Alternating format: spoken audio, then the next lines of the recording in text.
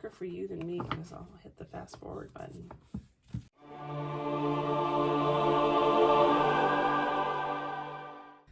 Hi, I'm Stace, and this is Magic and Ink, where we talk about magic, fantasy writing, and creative living.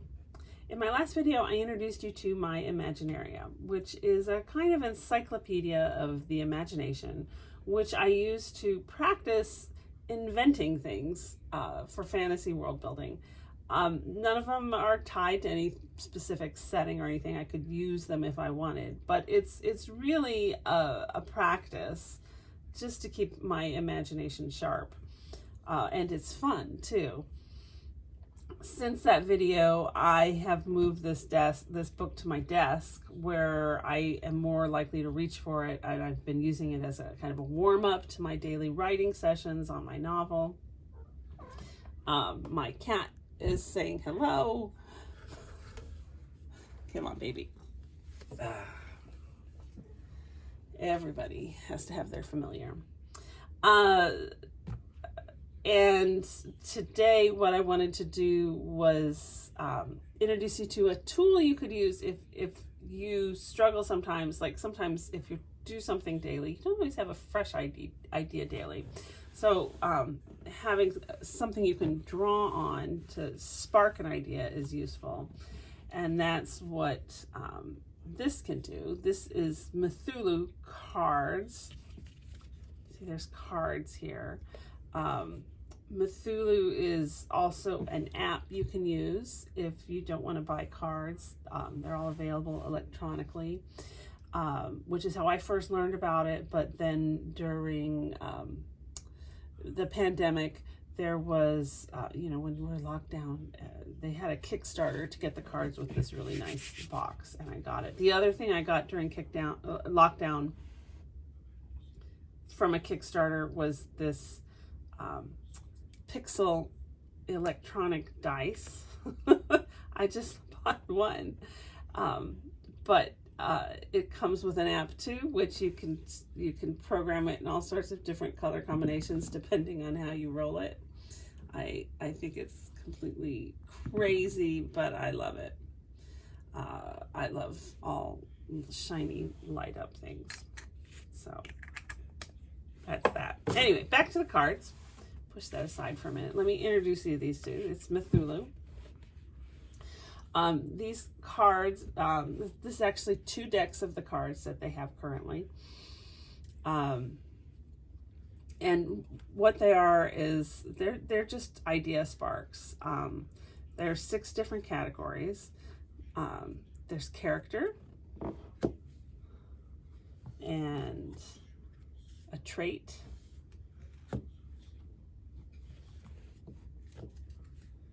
relationship,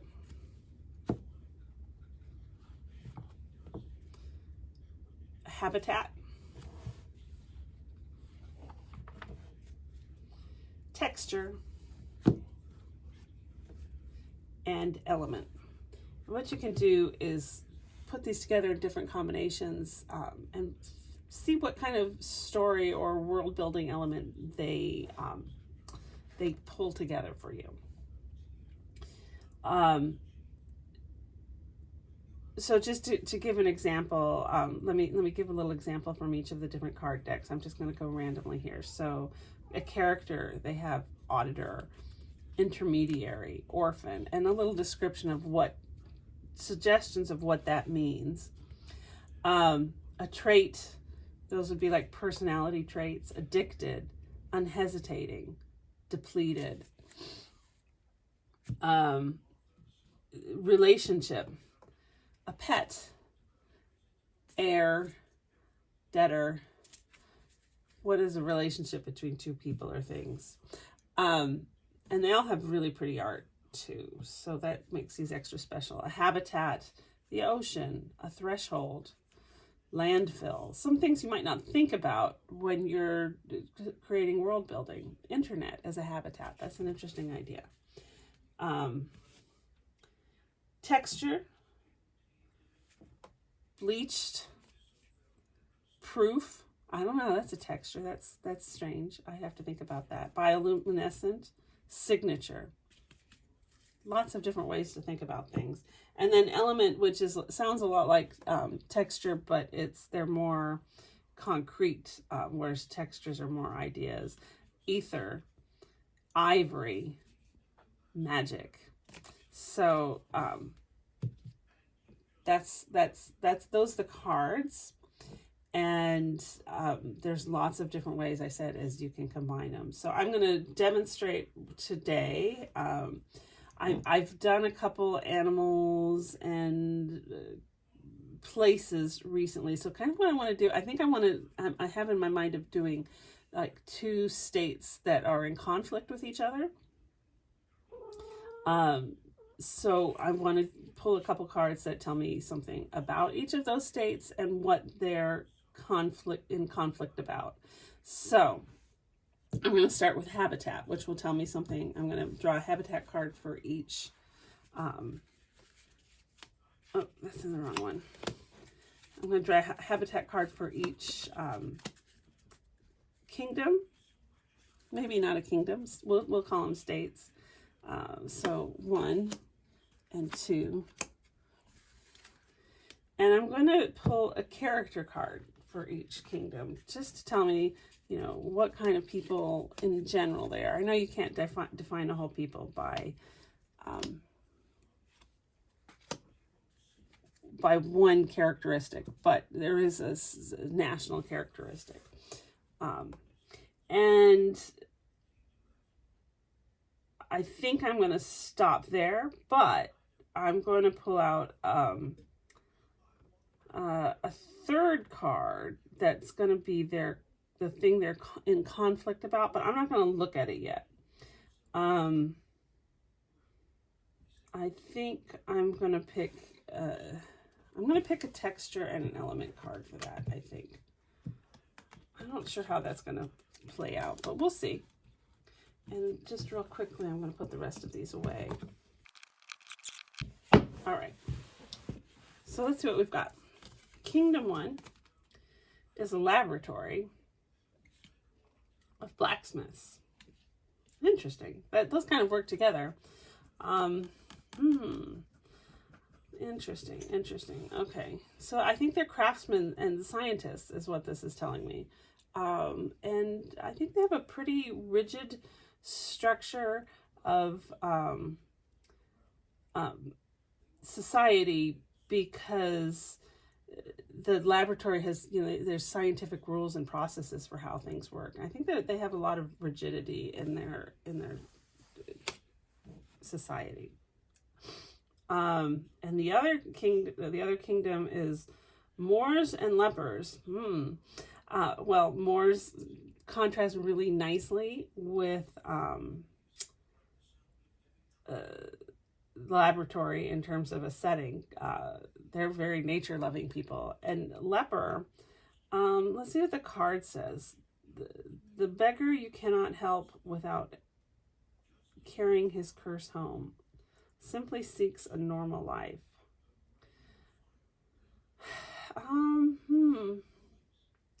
Interesting. I'm trying to think how that...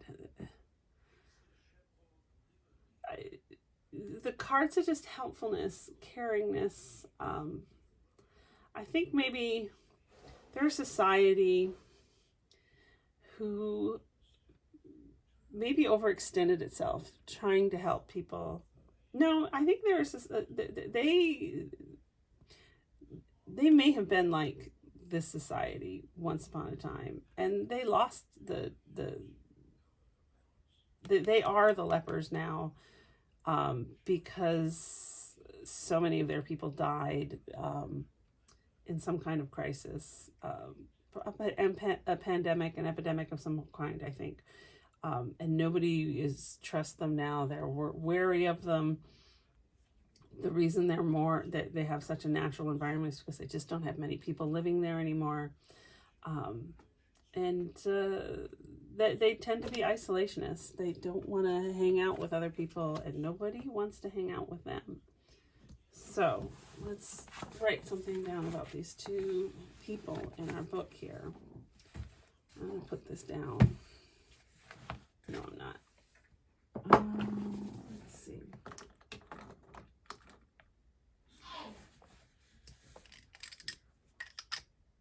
All right. I'm going to divide this page into thirds. I like a visual element in my pages a lot of the time. So, and then I'm going to write this way. Kingdom 1, what should we call them?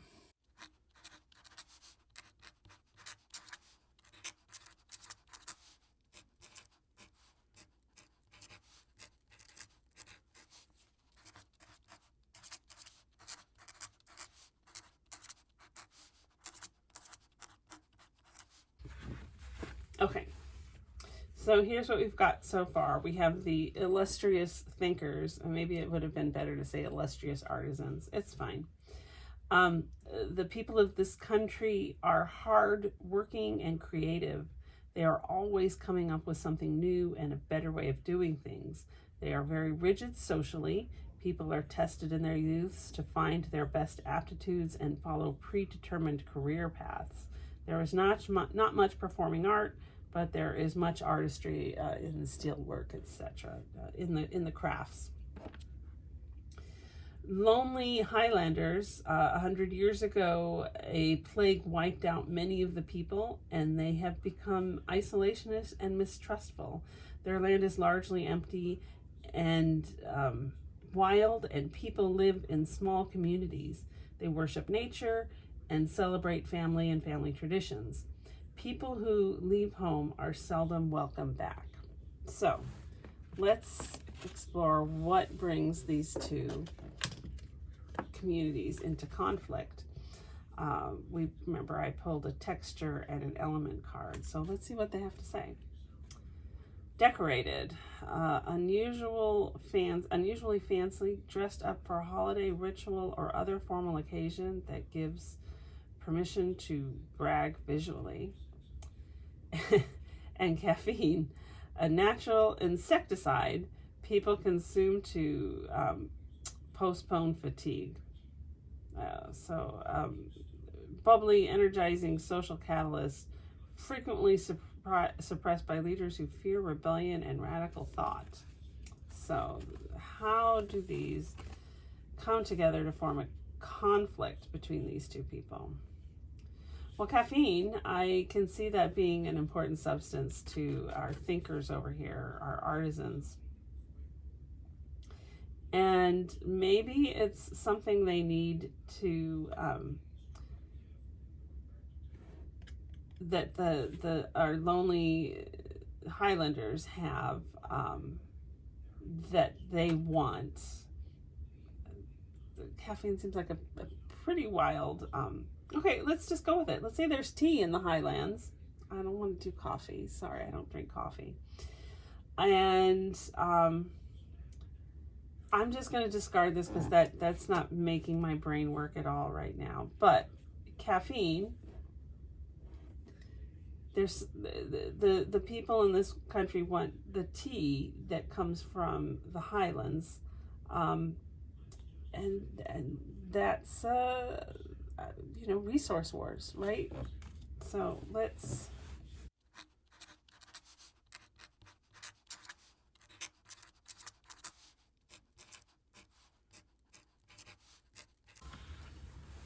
Okay. The tea war.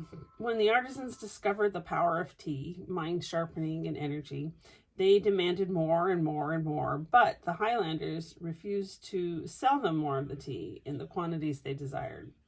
So the artisans invaded, trying to conquer the Highlands. But while they were successful at first, they were unable to subdue all the decentralized Highlanders, and so the war has dragged on for years. That's a pretty good background, a little too realistic in terms of wanting a resource and wars dragging on for years. But I think this is a good example of how these cards, the Mythulu cards, can spark ideas for you, and that you can, give you something to start building with when maybe your own imaginative well has gone dry. I'll put a link in the description, and if you want, you can check them out. Thanks. Have a great day.